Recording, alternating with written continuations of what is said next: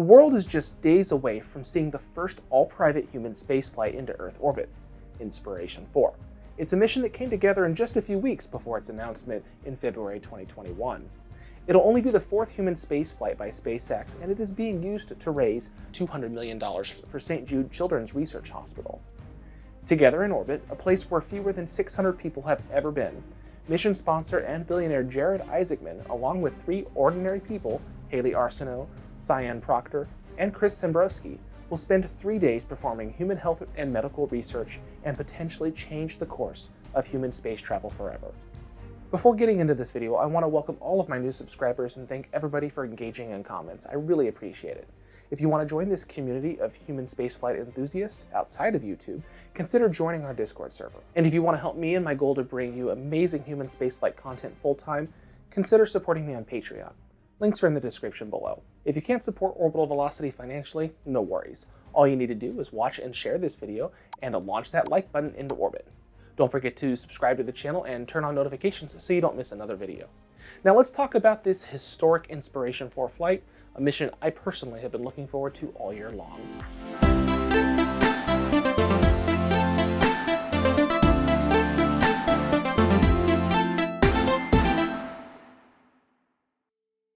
SpaceX CEO Elon Musk has consistently said the reason he started the company was to eventually send people to Mars and make the dream of going into space available to anyone. Well, that is starting to happen. INSPIRATION4 is a trip to Earth orbit with an all-private crew. It's expected to be the first time in human history that a group of completely non-government, non-professional astronauts will embark on such a journey. 4 seats aboard a SpaceX Crew Dragon spacecraft were purchased by 38-year-old billionaire Jared Isaacman with the goal to send himself and 3 ordinary people into Earth orbit and to raise funds and awareness for St. Jude Children's Research Hospital in Memphis, Tennessee. The 3 selected, by different means, are 29-year-old Hayley Arceneaux, a child cancer survivor and now a St. Jude physician assistant, Sian Proctor, a 51-year-old geoscientist, explorer, and science communication specialist, and 42-year-old Chris Sembroski, an Iraq War veteran and current Lockheed Martin engineer. Together, the 4 are expected to fly into space inside a Crew Dragon spacecraft atop a Falcon 9 rocket. Liftoff is set to occur no earlier than September 15th from Launch Complex 39A at NASA's Kennedy Space Center in Florida. Instead of traveling to the International Space Station, like all previous SpaceX Dragon missions, this one will be a solo flight. INSPIRATION4 will be placed in a 575-kilometer orbit inclined about 51.6 degrees from the equator. This will be the first mission to not fly to a space station since NASA's final Hubble Space Telescope servicing mission in 2009. Depending on how you look at it, this will be the farthest humans have traveled away from Earth since the Apollo 17 moon landing mission in 1972, or the highest Earth-centric orbit since the Gemini 11 mission in 1966. Which saw Pete Conrad and Dick Gordon fly their spacecraft to an altitude of nearly 1,400 kilometers. For the INSPIRATION4 mission, the crew will spend 3 days partaking in health and medical research in order to further human space exploration. This flight is seen by many as a watershed moment for the commercial spaceflight industry, which aims to start sending a multitude of people into orbit in the very near future. Sure, non-government, non-professional astronauts have gone into orbit before. The first time someone paid their own way was in 2001, when American engineer and entrepreneur Dennis Tito paid his way to the fledgling International Space Station. However, he launched with 2 professional cosmonauts. 7 other wealthy individuals followed in Tito's footsteps through 2009, all having traveled with professional government crews. Moreover, wealthy individuals are beginning to purchase trips on suborbital jaunts lasting only a few minutes via companies such as Blue Origin and Virgin Galactic. But INSPIRATION4 is different. It's a multi-day orbital mission with an entirely non-professional astronaut crew. According to INSPIRATION4, the name of the mission is in recognition of the 4-person crew's mission to inspire support for St. Jude and send a humanitarian message of possibility while representing a new era for human spaceflight and exploration. Each crew member represents the mission's 4 pillars: leadership, hope, prosperity, and generosity. Representing the leadership pillar is Jared Isaacman. He's the commander of the INSPIRATION4 mission. He became a billionaire when his company Shift4 Payments went public in 2020. Isaacman is a high school dropout. After several years of working on computer technical and repair services, he was offered a full-time job with one of his clients. He dropped out of school to take the job before earning a GED. Less than a year later, in 1999, he started a payments technology company in his family's New Jersey home. This company would later become Shift4 Payments and go on to be an industry leader by processing billions of dollars worth of transactions each year. Isaacman is also an accomplished jet pilot and is rated to fly commercial and military aircraft, and he co-founded what would become the world's largest private air force, Dragon International, in order to train pilots for the United States Armed Forces. He started working with SpaceX in late 2020, but the mission proposal didn't go public until February 1st, 2021, during a call with SpaceX CEO Elon Musk, Isaacman, as well as the media. As the host of the mission, he spent between $100 million and $200 million for the flight. Right on the outset, he wanted to make the mission serve a higher purpose, a $200 million fundraiser for St. Jude Children's Research Hospital. Those funds would be raised by a variety of methods, including a month-long raffle, where regular people could donate to St. Jude for a chance to be selected to fly on the mission. To start things off, Isaacman himself donated $100 million to the organization. From the beginning, Inspiration4 is set out to inspire the world as to what is possible in space, but also what we can accomplish here on Earth. I want to take a moment to thank all the scientists, the researchers, the healthcare providers, and all those that support them. You're truly in the fight every day, the same as the families who are going through these hardships. And you also have our deepest respect, appreciation, and unwavering support as you work towards achieving such an important goal. Since this is a fundraiser for St. Jude, Isaacman offered one of the seats to a representative of the organization. Ultimately, Hayley Arceneaux was selected and is representing the pillar of hope for the Inspiration4 mission. Arceneaux was diagnosed with osteosarcoma, a type of bone cancer, at the age of 10. Her family sent her to St. Jude Children's Research Hospital for treatment and care, which included chemotherapy and a limb-saving surgery that replaced her knee and placed a titanium rod in her left thigh bone. After finishing her life-saving treatment and physical therapy, she went on to earn a degree in Spanish in 2014 and obtained a physician assistant degree in 2016. She now works for St. Jude as a physician assistant, working with leukemia and lymphoma patients. When she travels into space, she'll be the youngest American to ever fly into orbit and the first person in space with a prosthesis. She will serve as the chief medical officer on Inspiration4. I've gotten to share my story with kids who are going through the exact same thing that I went through 19 years ago. And I tell them to never lose hope. And it's an incredible honor to be part of this Inspiration4 mission. I'm so excited about the amazing work that we're going to be able to do. And while we have a really fun adventure ahead of us, I know that we're going to do some incredible work back here on Earth. Dr. Sian Proctor was the winner of the Shift4 Shop competition for the Inspiration4 mission. She joins the mission as the pilot of Inspiration4 and represents the pillar of prosperity. Proctor is a geoscientist, explorer, and science communications specialist. She's had a lifelong passion for space exploration. She has a bachelor's degree in environmental science, a master's degree in geology, as well as a doctorate in science education. She was even a finalist for the 2009 NASA astronaut selection process. According to Proctor, over the last 20 years as a teacher at a community college, she has inspired hundreds of thousands of students through her education and outreach. She often inspires by combining space art with poetry, which is the focus of her Shift4 shop called My Space to Inspire. Her hope is to create a just, equitable, diverse, and inclusive space, which she calls Jedi space, for all of humanity. When she travels into space, she'll be the first Black female pilot of a spacecraft and only the fourth Black woman to ever travel into orbit. I was born on Guam, and the reason why is because my father worked at the NASA tracking station during the Apollo missions. And I grew up with all of this space memorabilia, such as Neil Armstrong's autograph to my father, thanking him for all his help for Apollo 11. What we're going to be doing with Inspiration4, I can't help but to think about my father's legacy and my desire to share my love of art and poetry through my Shift4 shop, which is My Space to Inspire, and how I can get others around the world to just use their unique space to inspire those within their reach and beyond. Finally, Chris Sembroski was the winner of a month-long raffle process, which saw over 72,000 entries submitted during the month of February 2021. Each person who entered had the opportunity to donate to St. Jude. Sembroski is joining Inspiration4 as a mission specialist and represents the pillar of generosity.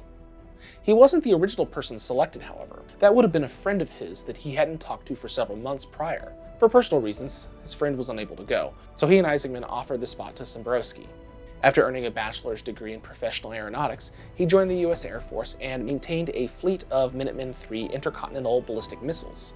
He was later deployed for service in the Iraq War before leaving active duty in 2007. Today, Sembroski works as a data engineer for Lockheed Martin. I was a space camp counselor here in Titusville, and I was actually able to help tour my campers around facilities around this complex here at Kennedy Space Center in an effort to inspire them and to pursue their passions in science and technology, using space as that driving force behind that. And now it's an incredible opportunity that I have to take that message to a wider audience, to inspire more people to share their talents and gifts with the world and show kindness to one another and be generous with each other. And as I go up into space, that's the message I hope to bring back. The specific spacecraft these four will fly aboard is Dragon ship Resilience, which was first used to send the Crew 1 astronauts to the International Space Station for a 6-month stay between November 2020 and May 2021. Crew Dragon is 4 meters wide and 8.1 meters long, including its expendable trunk section. Its total mass is about 9,500 kilograms. The capsule itself has an internal volume of 9.3 cubic meters. For safety, on the sidewalls of the capsule are 4 pairs of Super Draco engines that can be used in an emergency during launch to propel the spacecraft and the crew away from a failing Falcon 9 rocket. These engines are not used during normal operations. Instead, smaller Draco thrusters are used for fine spacecraft control in orbit, as well as for the final deorbit burn to return to Earth. At the top of the capsule is an articulating nose cone that normally covers a docking mechanism for trips to the International Space Station. However, for Inspiration4, that will be replaced with the largest window ever sent into space. This cupola window is expected to provide incredible views for the Inspiration4 crew. It is 117 centimeters in diameter and about 46 centimeters tall, with a 360-degree viewing area totaling 13,000 square centimeters. At the end of its mission, the trunk section is separated and the capsule will perform a 12-minute deorbit burn. The capsule's ablative heat shield will protect the spacecraft and crew from the plasma of superheated gases produced by the friction of re-entry. The capsule also has 4 main parachutes to slow the vehicle down enough for a soft water splashdown off the coast of Florida. Dragon ship Resilience and the Inspiration4 crew are set to fly atop a 65-meter-tall 2-stage Falcon 9 rocket. The first stage of this vehicle, Core B-1062, is also flight-proven hardware, having previously been used to send 2 GPS-3 spacecraft into space in November 2020 and June 2021. This will be the first time humans have flown on a booster that is being used for the 3rd time. The launch site being used is Historic Launch Complex 39A, the same place where Apollo 11 astronauts began their journey to the moon in 1969, the starting point of the first space shuttle mission in 1981, and the spot where the first astronauts rode a commercially developed spacecraft into orbit in 2020. Falcon 9 will send the Inspiration4 crew into space in much the same way SpaceX does for NASA astronaut crews, toward the northeast where there are several predetermined abort zones just in case something goes wrong. While the 9-minute flight into orbit will be autonomous, the 4 crew members are getting a crash course on how to fly Crew Dragon. We're not taking any shortcuts with any of the training that's going along with this. Like, we're all lucky and fortunate to be here, but we have to earn it every step of the way. And I fully expect at the time of launch, having looked already at what the training curriculum looks like on the road ahead, that we'll all be like fully capable and ready to execute on the mission as commercial astronauts. Since their selection in early 2021, the Inspiration4 crew has spent 5 months preparing for the spaceflight. Some weeks they spent upward of 60 hours in various simulations and training exercises. Their preparation formally began in March with centrifuge training. The group also performed a team-building activity by climbing to Camp Muir on Mount Rainier in Washington State. The climb was designed to allow the team to bond in a difficult environment, including cold temperatures, limited visibility, and minimal accommodations at the camp, which is located at an altitude of 3,100 meters. Isaacman said he wanted to get the crew comfortable being uncomfortable. Later in the summer, the crew began Dragon simulations at Hawthorne, California, SpaceX's company headquarters. Even though the spacecraft is fully autonomous, as commander and pilot, Isaacman and Proctor will need to learn how to control the vehicle in the event it's needed. The whole crew also worked to familiarize themselves with the vehicle, including understanding where supplies are stored and how to access emergency items. They also watched launch operations from previous missions and watched the recovery operation for the Crew 1 mission, which splashed down in May. Just like any space training itinerary, the team got to experience microgravity, or zero-G, in brief 30-second spurts via a modified aircraft performing parabolic trajectories. Critically, for safety, all four later performed exercises that exposed them to low oxygen and high carbon dioxide environments, so that they could understand how their bodies would react if their spacecraft lost pressure or had an oxygen leak. In July, Inspiration4 started training in SpaceX's pressure suits for launch and re-entry. By late summer, all four got their own custom suits. Throughout all of their physical training, they also underwent academic work as well as a large amount of medical tests. By early August, the crew underwent G-force training using fighter jet aircraft. It was at that point they all earned their call signs. Isaacman would be known as Rook, Arceneaux as Nova, Proctor as Leo, and Sembroski as Hanks. While the four are expected to have an out-of-this-world trip, it won't be all backflips and earth-gazing. There are some serious science experiments planned. SpaceX and Inspiration4 are working with the Translational Research Institute for Space Health, TRISH, at Baylor College of Medicine, as well as investigators at Weill Cornell Medicine to collect environmental and biomedical data, including samples from the crew before, during, and after the flight. The TRISH-sponsored research includes the collection of research-grade electrodiagram activity and other biomedical markers during the mission, as well as the cabin noise and light data. Other tests will include behavioral and cognitive performance assessments using an app that is also used by astronauts aboard the International Space Station. Moreover, a portable ultrasound, which is also being tested aboard the ISS, is going to be used to see how well non-medical users can self-acquire clinical-grade images without the support from Earth.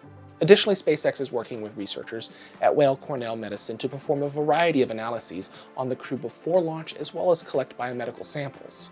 Balance and perception tests before and after the flight will also be performed. They'll also be working with SpaceX to replicate some of the same protocols and experiments that were used during NASA's Twins study when astronaut Scott Kelly flew to the ISS for a year while his brother Mark remained on Earth.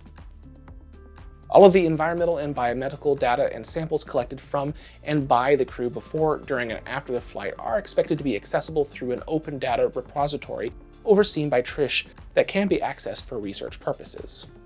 Samples and data will also be added to a planned biobank that will hold cryogenically frozen samples from the Inspiration4 mission. When Inspiration4 lands 3 days after launch, their mission is expected to mark the beginning of an era where really anybody can go into space. Now, I realize there are some serious caveats to that statement. It should really be anybody that meets all of the physical requirements can go into space if you have either money, know somebody with money, win a competition, or of course are a professional astronaut. You know, it is the first time that a global superpower hasn't sent people up into orbital space. And I think that should send a message of all the things to come, right? I mean, we know someday in the future, 50, 100 years from now, you're going to have a lunar base at some point. You're going to probably have some sort of a Martian colony, but you have to start somewhere. And I think when, you know, this mission, you know, is complete, people are going to look at it and say it was the first time, you know, everyday people could go to space. I think, you know, it'll come away with a number of other firsts. You're going to have, you know, the youngest American going to space. You're going to have, you know, the first astronaut, you know, with a prosthesis going to space, which should pose the question after this mission of what else can we do? How else can we further open up space for more people that it wasn't previously accessible to? And I think you're going to have, like, you know, a heck of a fundraising effort that's going to raise an awful lot of money to accomplish an awful lot of good here on Earth, so we earn the right to go out and explore among the stars. And that should be a model, I think, for other, like, great, you know, endeavors in the future as well. So I hope that we're going to be able to take a lot of things away from this mission. The door to access to space for everyday people is starting to open. However, it'll still likely be a long time before most people can afford to do it on their own dime. Even so, there could be and likely will be setbacks along the way. People have died in this quest to further human space exploration. This isn't a routine everyday activity. If not done right, a massive failure early on could have ripple effects for years or decades to come. But success means a future where ordinary people regularly flying into space is closer than it ever has been before. Already, other organizations are planning non-governmental trips into space. Sometime in 2022, Axiom Space is contracted with SpaceX to send a private crew to the International Space Station. That same company also partnered with Discovery to send the winner of a reality TV show called Who Wants to Be an Astronaut to the ISS. That's why Inspiration4 is both exciting and important. If it goes successfully, it'll go down in history as one of those watershed moments, like Yuri Gagarin's first spaceflight, Neil Armstrong's moonwalk, and now, the Inspiration4 mission. What are you most excited for about the Inspiration4 crew? Do you think this is truly a watershed moment and ordinary people going into space will start to become more and more common? Let me know in the comments below. If I've earned it, it'd mean the world to me if you could subscribe to the channel and share this video with friends and family. And don't forget to launch that like button into orbit. While you're at it, consider supporting Orbital Velocity on Patreon to help me and my goal to bring you amazing human spaceflight content full time. Depending on the level you pledge at, you could get access to exclusive graphics and content, as well as your name in future videos. Finally, be sure to follow Orbital Velocity on Twitter and Facebook. You can also visit orbital-velocity.com for even more space-related content. Links are in the description below. Thanks again for watching, and until next time, Ad Astra.